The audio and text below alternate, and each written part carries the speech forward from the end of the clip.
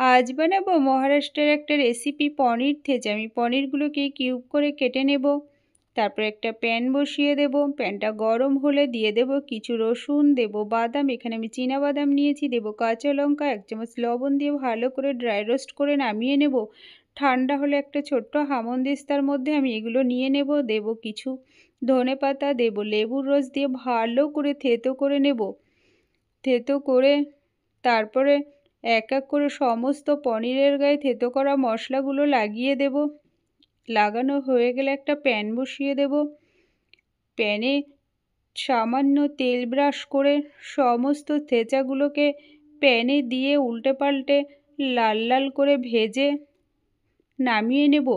রেসিপিটি যদি ভালো লেগে থাকে একটা লাইক শেয়ার করবেন, আর একবার হলেও বন্ধুরা এই রেসিপিটা ট্রাই করবেন, খেতে কিন্তু দারুণ লাগে।